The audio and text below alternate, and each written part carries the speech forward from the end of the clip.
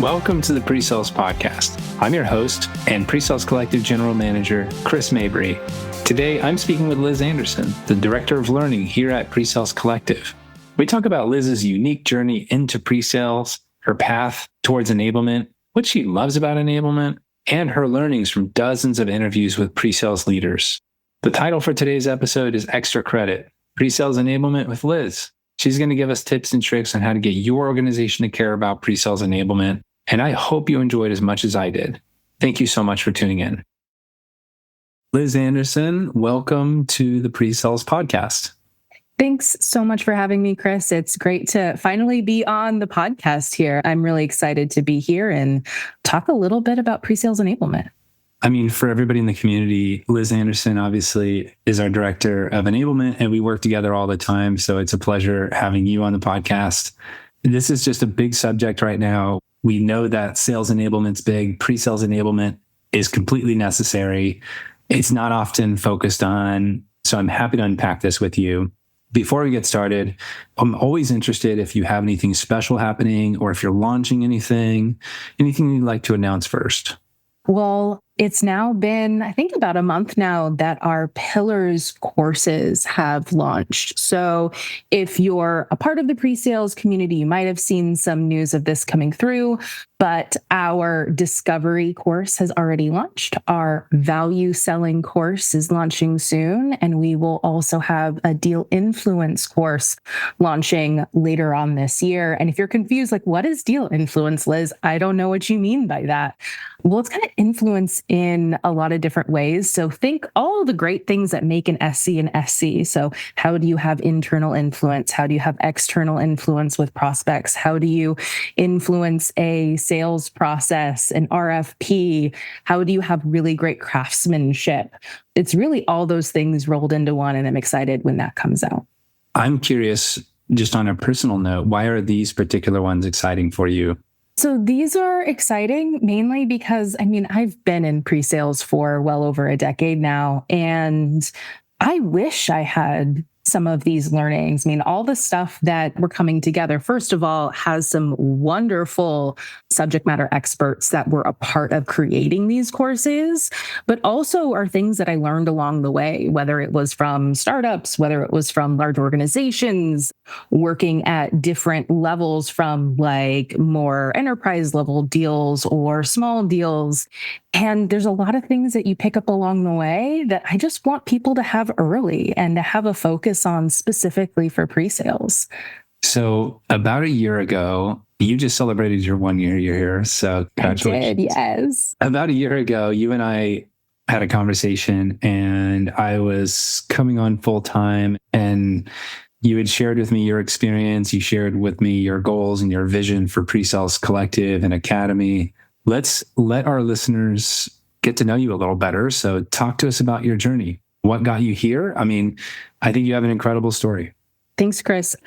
Man, I have had quite of a journey, I suppose, when I think about it. So I never thought I would get into tech, and I never thought I would get anywhere in the sphere of sales when I first started. So to talk about my pre-sales journey, I really have to go back into my tech journey. Picture this. So I was maybe a month or two out from graduating university. I worked my way through college. So I was working as a server at a restaurant. I'm actively putting out resumes, trying to find a job. And lo and behold, I have these two couples come in, sit at my table, and one of them starts asking me questions about, hey, are you technologically savvy? Would you be interested in a job? And basically, that's how I got my first job in kind of the post-sales implementation world into tech. And he wasn't even supposed to be there. So kind of a wild ride. Always shows that the largest opportunities can come from the most unexpected places. So you kind of always got to be ready. And from then, just another series of, I'll say, fortunate events.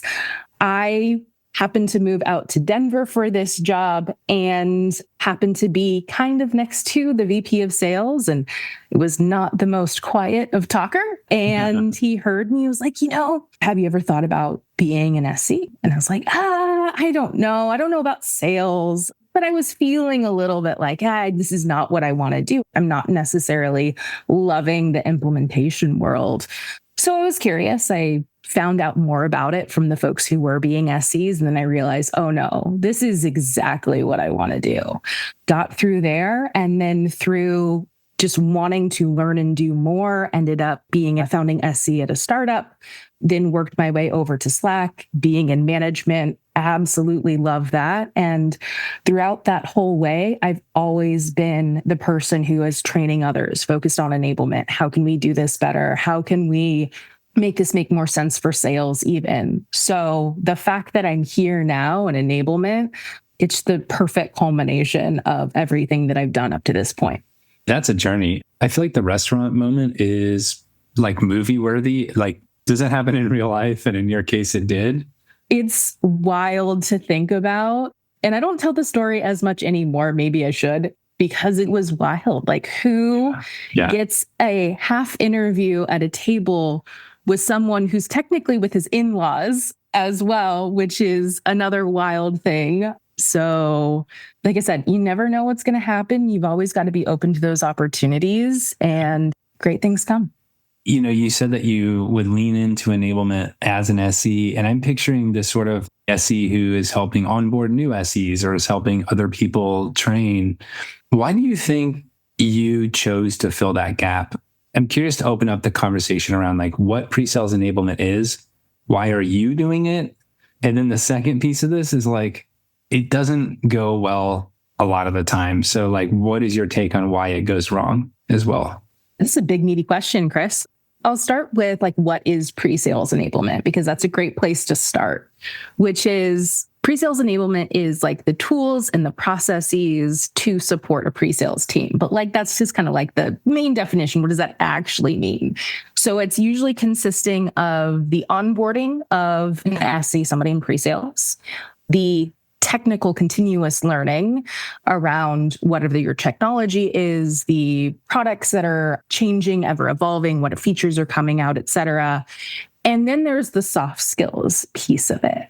And I think that's really where there needs to be a balance that right now maybe isn't in the world of pre-sales enablement.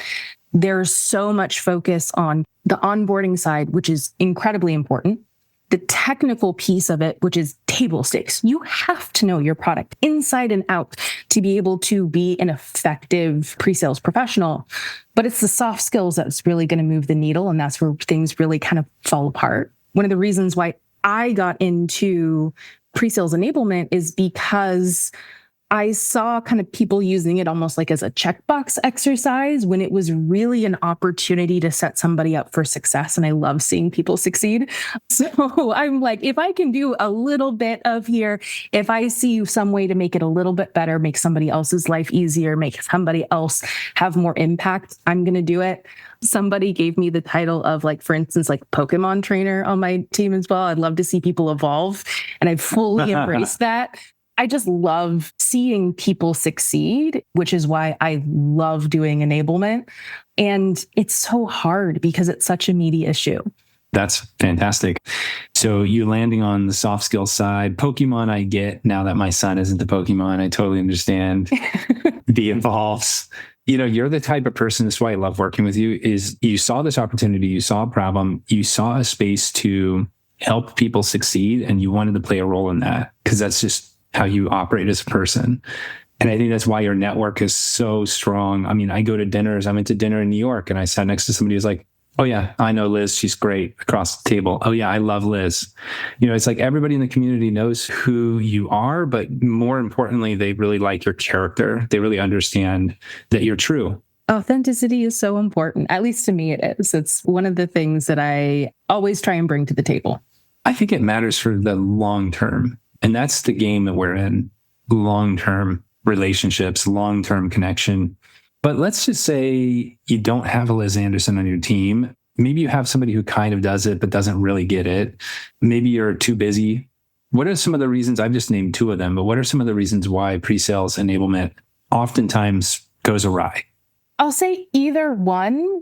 There's not enough time or attention to it. I'm sure, probably in pre-sales, we know most of the time and attention goes to sales enablement because that's where you see more of that direct correlation. And so we're kind of like, all right, if there is someone who does pre-sales enablement, maybe it's a portion of their job. Maybe they do have that be a part of their job, but they're really focused on some very specific things that aren't always going to be necessarily what we need. I already kind of mentioned sometimes it's the soft skills that you don't really get a chance to get into because you're so focused on onboarding and the technical side of enablement. As you're thinking about that, it's not like the focus and you don't have the attention. The other piece of it, let's just say you don't have an enablement team. What's going to end up happening is maybe you might tap somebody who's really good at a particular topic or feature, or you really like the way that they present whatever it is. And you're like, hey, I want you to teach the team what you do. Well, while there are SEs who can be great teachers, it's not necessarily the case. If you have a great SE, they might be great at their job, but that doesn't mean they're a great trainer. They don't know the enablement tips and tricks. They don't know how to engage the audience. They might know their one way of how to get this done, of how to do the role. From a prospect perspective, they're probably fabulous. They know how to understand roles, understand how to frame it to them. But when you're talking about teaching it, entirely different perspective. And there's also an understanding of how are people going to learn and engage with this when you have different learning styles? People are going to have various levels of okay, well, that's how your deals work, but I work in a different segment, or I work in a different industry, or my deals don't look like that. I have different account executives, so my problems, my challenges are different.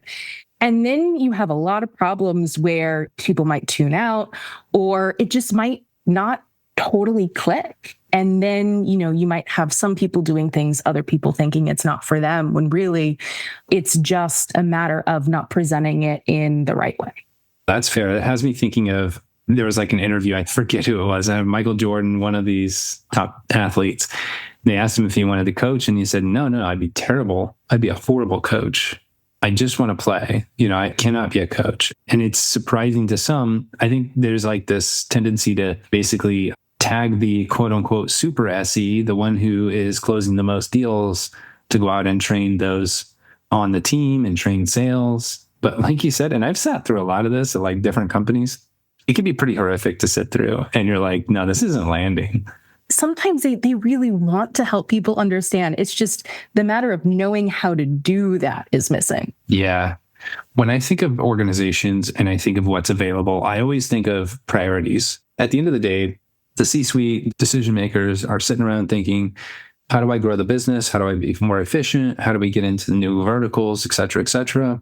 When I see organizations that have a sales enablement function or a sales enablement function and no pre-sales enablement, to me, it seems like that's just a decision that has been made. And maybe it's a blind spot, maybe not. What are your tips, let's say, to anybody listening who wants to get their organization to either listen to this episode or care about pre-sales enablement? How do we get companies to care about it? How do we get companies to spend time on it, spend money on it? It's not the easiest thing. I'm not going to sit here and be like, all you need to do is X, Y, and Z, and then you're going to have a pre-sales enablement function.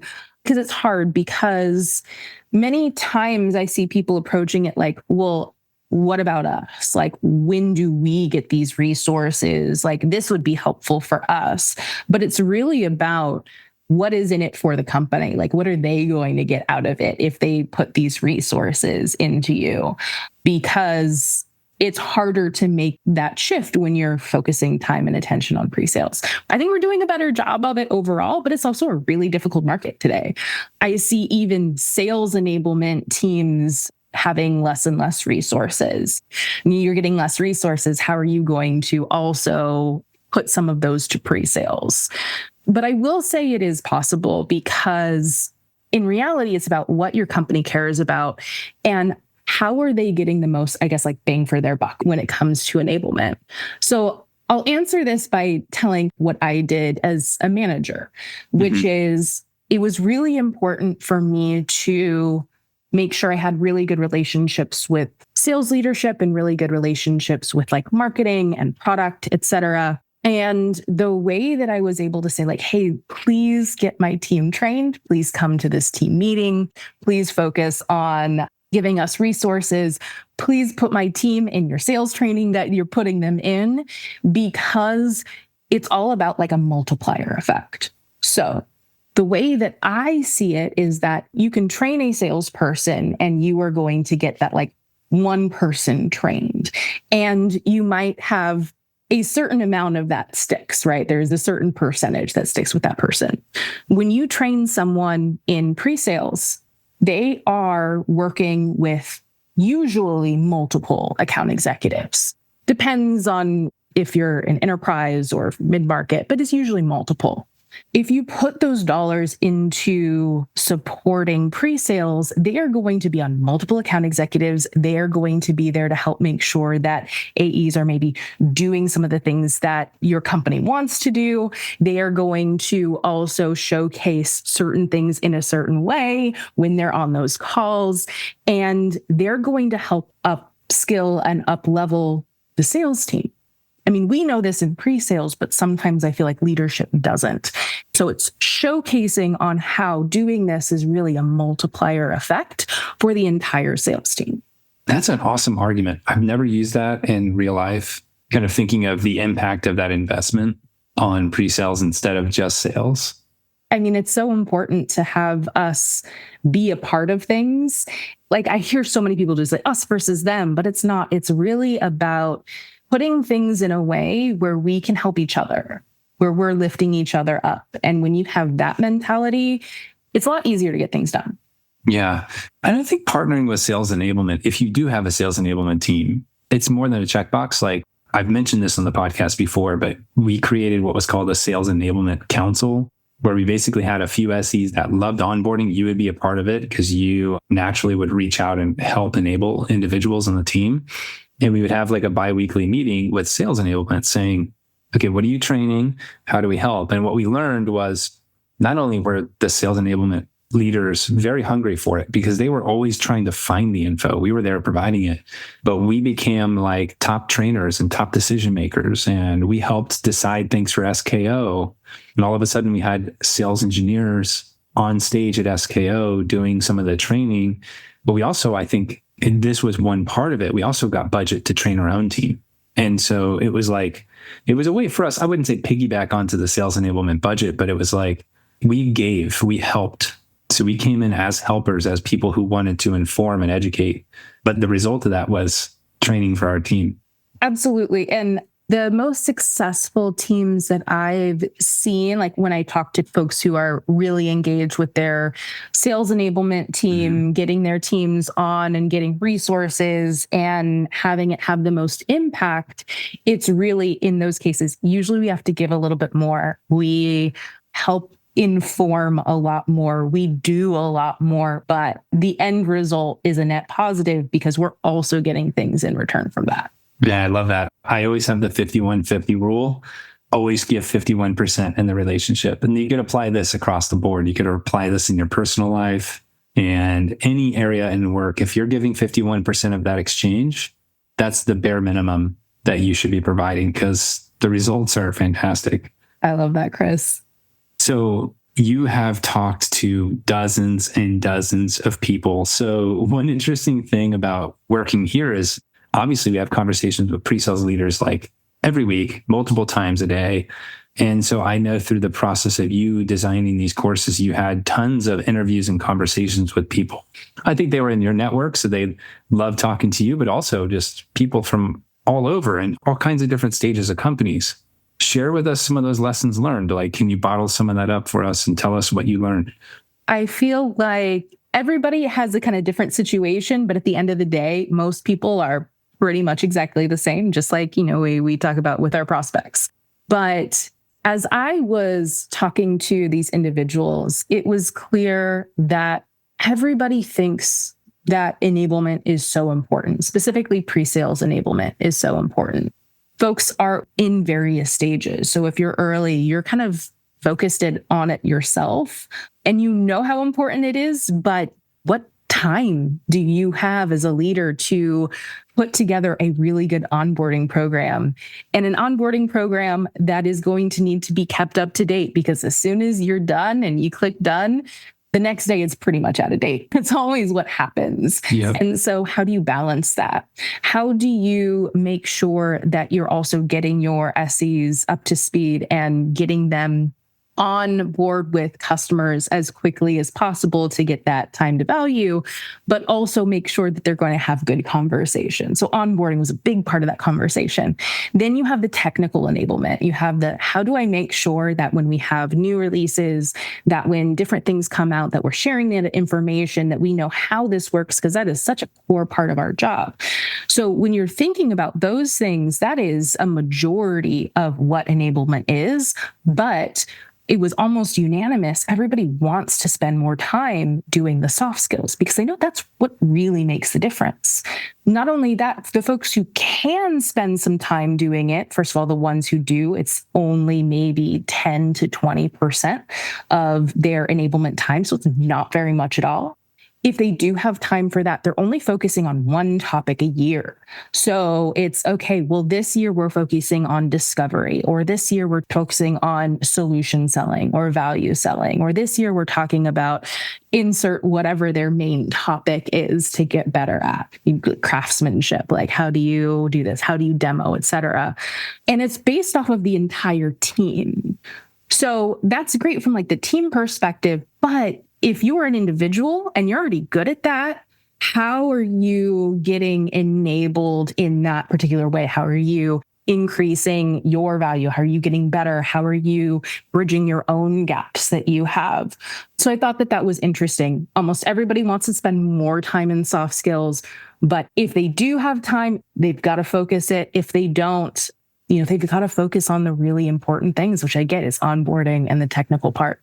Whenever I was like interviewing people, or I was a member myself, before coming on as a GM here at PSE, I always knew that if somebody was a member of PreSales Collective, what it signaled to me was that they understood there was a craft.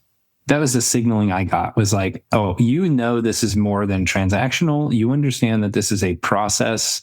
You understand this profession is something you can grow with, maybe your whole career. You understand that there's a method to this. Like, it's a subject you can study. And yet, out of all the interviews you're doing, you're collecting the fact that basically maybe 10% of time is spent on the craft side of what we do. It's pretty fascinating.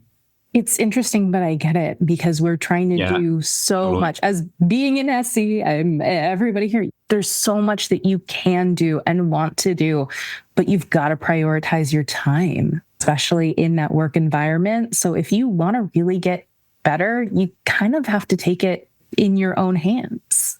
And this is my second piece, which is, okay, let's say I'm an IC on that team, or a manager who wants to get better at a craft, but maybe I'm just not receiving it from my organization. I've gone the bad. I've used my stipend on a thing here or there. What are your recommendations for individuals on how they grow as pre-sales professionals? We're the ones who know where our gaps are. The first thing that I'll say, like, if you're an individual that, you want to get better at your craft, the first thing to know is, like, you have to be proactive about it. You are in charge of your own growth and development. And if you wait for a manager, if you wait for your company to tell you what you need to get good on, you're going to lose ground. The people who are getting promoted earlier, the people who I see kind of doing excellent work, those are the ones who are going above and beyond. They're taking the extra courses, they're practicing things, they're being in uncomfortable situations. So I think the first thing is to be proactive. And then the second thing is really to get to know what your strengths and your weaknesses are as a pre-sales professional. I want you to do a full gamut of, like, okay, to think about discovery, think about your demos, think about how is your craft, how is your ability to be adaptable to change when things happen mid-call that you're not expecting, how is your relationship building within your own internal company, with your account executives, with folks outside of that, to really fully understand, like, where are your strengths and your weaknesses, and then identify and get really specific of maybe one technical and one soft skill that you can really work to either improve or get better at. And I want to be really clear here as well. I am of the mind that you should not only focus on your weaknesses.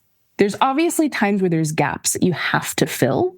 However, I feel so many people, they have a strength and they don't foster that. Because when you foster that, now you become a subject matter expert in it. And now you're really known for something. And now you're crafting your brand. And that's really what's great. Sometimes you have to lean into your strengths way more than filling your gaps. And that's really what's going to help you move and grow and get better. The other thing in there, and where I mentioned one technical and one soft skill, is you have to be really clear. You can't just say, I'm going to focus on everything, because then you're never going to make progress. It's about the consistent, sustained approach to always getting better, always ask for feedback, always understand where you're going. I like the fact about 1% improvement. What's like the 1% that you can get better on right now? And then if you're always doing that, you're going to run miles above the folks who are trying to do all at once. There's just so much wisdom in that, Liz. 2 shout outs. One is for Ross Rotherham, episode 146 on this podcast. When I asked him in the lightning round what was his number one pet peeve with pre-sales, he said it's folks that are waiting for their company to enable them and not doing enablement themselves. I'd never thought of it that way, like just kind of sitting and waiting for the company to give you that enablement that you feel that you need. It's likely not going to happen. You got to do it yourself. And the second bit is on the summit we just had. We just went through the Career Navigator Summit. There was a whole session on personal brand. And you're right, like focusing on those strengths, it's a part of your brand. I mean, part of my brand is I'm not the cybersecurity expert. It's not my brand, you know? And that's okay, because when I worked on a team where we were getting deep into, you know, packet captures and ports and looking at Webflow traffic, and that's cool. I know networking, I like it. But I was the one who did the webinars with marketing. And I actually took some of that public stuff off the more technical team or the technical members on the team I was on because it was my strength. And I thought, I want the company to know this is part of my brand. So now we know where people need to be for enablement. We know that you've had dozens of interviews. What, in your opinion, makes a good enablement course? So you're designing these things from the ground up, and kudos to you because the feedback's been through the roof. But like, where do you start? What makes a good course? First thing that I'll mention is everyone will learn differently. And so if you're looking for a course, find one that matches what your learning style is. And if you don't know what your learning style is, find it out, because that's going to be really important for you, especially in your growth and development. But in general, what I've found when you think about best practices and when I've been leading these courses is I am a fan of live sessions and interactivity. So as we know, it's so important to put something into practice. I've taken courses online, in person, where I have folks that I can lean on, where I'm solely on my own. When you're taking something, let's just say on demand, there's absolutely nothing wrong with that. If you learn best with that, go for it. I love it for you. Keep going. But most people aren't going to actually put the things that you're learning into practice because you might not quite have the skills to make that shift. You're not practicing what that looks like, or you just forget. It's so easy to have something, you learn something, and then it just goes right out the other ear. Practicing these things is so important, as well as leaning on having other individuals in the course with you. That means you're networking with your peers. It's a way where you can practice with other people. You can also keep the learnings going after the course. You meet 1 or 2 people that you really connect with, you feel like you can learn from, or they have a similar experience. Whatever it is, you keep that going. You have a built-in accountability partner. And there's just something so great about also using it as a way to network. Connection is, I think, the key in a lot of things. And I think learning is no different. Man, I'm thinking of what my personal learning path is or what my preferred structure is. As you mentioned that, I think you're so spot on. How do you recommend, let's say somebody wants to do this, but they don't know anybody else who's going to go through the course with them? How do you recommend somebody create that kind of buddy system if there wasn't one inherent? Like, do you set up like a coffee chat, or like do you connect with them through the PSC Slack, or like what are some of the areas where you see the more successful students taking advantage of that? The most successful students I see is they set up time outside. They get curious about another person, about their path, how they're doing something. And then they just, when they're in the course, they say like, hey, do you want to practice this? Or can we find out another time to do X, Y, or Z? And as soon as you take that first step and you do something kind of like outside of the normal course, that's really going to be beneficial. Again, it's really about making that connection, finding somebody who you're vibing with, I guess. Yeah. What I love about how we do courses at PreSales Collective, and this is something that I'll say a previous leadership had started and I've just leaned into hard because I think it's wonderful, is that we build that into the courses. So we have a private Slack channel where we put everybody in and we can talk about, right now in the course, we found out that a bunch of people like board games. And so we have a thread going on, like, what are your favorite board games? So it's not all works out. I just posted on that game. I just posted on that. And my favorite board game, for anybody who's curious, is Monopoly, which is, I think, a very boring answer because there's some brilliant answers in there. I think, I love pre-sales. There's so many smart people. So many people love solving challenges. And it's like, that's why you find so many people who are into things like art and things like guitar, and like how many pre-sales people do you know play guitar? A ton, because it's like the biggest challenge, right? But Monopoly is fun because I just remember my brothers just steamrolling me in the game, and they were older and I always looked up to them. And and I love that side of what we offer at PreSales Collective as a member and as somebody who works here, right? It's really cool to see that banter. And I learned a lot from those individuals, which board games they like in there. Like I said, you're building these connections that I hope are going to last much longer than like the 3 weeks that this course is going to be on. And because we build in that connection, you're going to have breakouts with like one or two other individuals where you're going to learn more about somebody. And then if you end up doing something great, ask them, hey, can I ask you more about X topic because you found something interesting? And then you go and you keep that going. That's so true. And I want to go back to something you said a few minutes ago, which was like authentic connections. And this is so real. And I think I tripped in this when I was really young in my first stages of my career. But you will certainly find people who you authentically connect with. And then you're going to find people who maybe we share the same title, we share the same everything, but there's just not this deep connection. Focus on real connections, right? I think it sounds silly to say it out loud. It's obvious, but I think a lot of us get into work mode or networking mode, and we think we have to be something different, and we have to do something special to network. What's a networking event? How do you do that? Just make a few authentic friends, and then you're going to have them forever. That's the same here in these courses, right? You can go through something together. You can learn something together. You can have a bridge with that individual for years and years to come, as long as there's some substantial connection. I don't know about you, Chris, but I'm going to be somewhere in pre-sales for the rest of my career. And if I'm going to do that, I'm going to make sure I show up as authentically as myself as possible.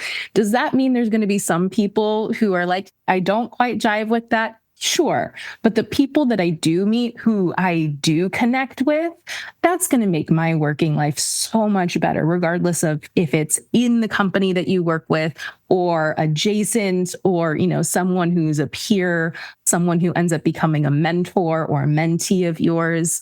That's the life that I want to lead. Yeah, me too.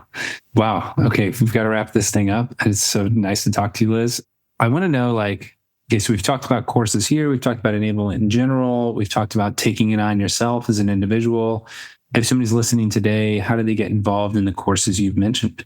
So if you want to get involved in some of these courses, an easy way to kind of find out more is to either email enablement@presalescollective.com. You all meet with me and my team, and we'll get you any questions that you have. But also, if you just want to see what we have available, what's coming out, when our next courses are, if it works within your schedule to do, you can go to presalescollective.com. Go ahead and check on our live courses page, and it has all of our courses from understanding about PreSales Academy. If you want to break into the field and happen to be in the North America region, if you are someone who's still new to pre-sales, understanding the foundations, we have our foundations course, which talks about things like discovery and demoing and how to build relationships and how to have hard conversations, all the great things that you need to be a good SE. We have foundations. There's actually one coming up here soon. And then we have our pillar set of courses, again, discovery, value selling, and deal influence. And then if you're new to management and if you want to learn a little bit more about what that means and how to be successful, we have our Leader Elevate course. You can find out more there. Yeah, you're doing so much. It sounds like you have a team of 10, but you don't. I don't, but they are fabulous. Yeah, and I would like to say too, a lot of this couldn't be done without our volunteers, without our advisors, without our coaches. I mean, people in the community who give back, make a lot of this happen. This is a team sport. So thank you so much to everybody who's put time and effort into this. Absolutely. And if you haven't got involved and you're wondering how you can, just send me a note. I'll find a way for you to get involved, whether it's volunteering with PSA or in some of our new courses. Yeah, my plug is to connect with Liz Anderson on LinkedIn too. But we'll get there. Let's go into some closing question. I just like to leave the main part of our discussion with some advice. And then I want to take it to the lightning round because I want to learn more about you, and then we'll wrap it up. So if you could leave us with one piece of advice, what would it be? I'll keep it related to kind of pre-sales enablement because the first piece of advice is keeping it authentic. But for pre-sales enablement, I feel like if you're an individual, I'll just say it's your responsibility to be in charge of your own path and your own growth. Read the books, listen to the podcasts. I mean, obviously you're listening to this one, so you're already taking some step forward. Take the courses, pass the certifications, and be strategic about it. Sometimes there's the what's going to make you better in your particular role that you're in, and there's what's going to make you a better pre-sales professional regardless of where you go.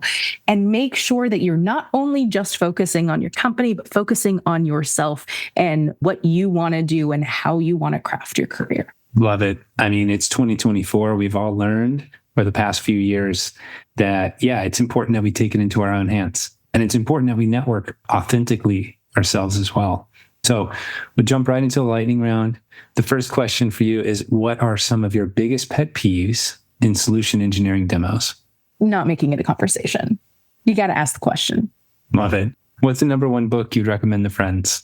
I love Joyful by Ingrid Fattel Lee. It's fabulous. It totally changed my view on joyfulness, and it's fabulous. Just give it a read. It's fun. Nice. I'll put it in the show notes.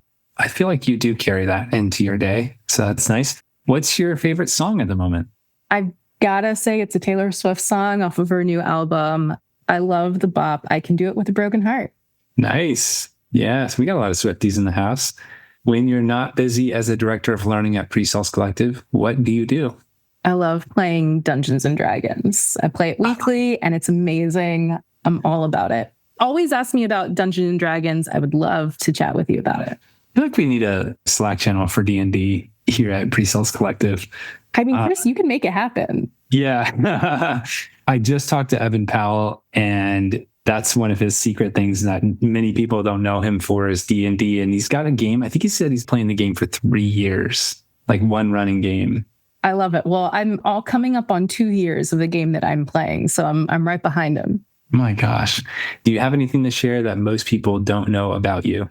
I'll go a little strange on this one. I actually have a stepsister who has the same name as me. That's something a lot of people don't know about me, like in a professional sense. So at home, I'm actually known as Lisa versus Liz, and my stepsister's name is Liz. So that gets confusing at family events. You know what's amazing is I also have a stepbrother with my same name too. No way. Yeah, we've never covered that before. I have a stepbrother named Chris, and he is 8 years older than I am. So he is Big Chris and I was Little Chris. My whole life, I was Little Chris. That's hilarious. My stepsister, she's actually 10 months younger than me. So we were the same grade, which was always fun in high school. That's amazing. So I was little Chris until I grew up, and I'm 6'2", and he's much shorter. So now I'm big little Chris, I think. It's time for me to take that name. Amazing. What's the best way to get a hold of you? Honestly, please get a hold of me through Slack. DM me there. That's the best place. Or LinkedIn works as well. But I love me a Slack DM. Well, Liz, thank you so much for joining the podcast. Thank you for having me, Chris. It was an absolute pleasure to be here and talk about pre-sales enablement. And thanks to everyone listening. Please reach out and let me know if you play D&D. All right. Awesome. Take care. Thank you for joining me on this epic adventure with Liz Anderson. There's so many takeaways from this episode. If you listen, let me know what your favorite part is on LinkedIn when we post it up there. We discussed the challenges in pre-sales enablement, like the lack of resources, inadequate focus on soft skills, insufficient time for managers, you name it. Liz has been in the game for a long time. She's helped really change and craft the new version of enablement at PreSales Collective. She also shares a ton of thought leadership on LinkedIn, in the PreSales Collective chat, so follow her there. Thank you for tuning in. PreSales Collective, you know what we're about: learning, connecting, growing. You invest in these 3 pillars, it will greatly increase your success and happiness at work and in life. See you next time on the PreSales Podcast.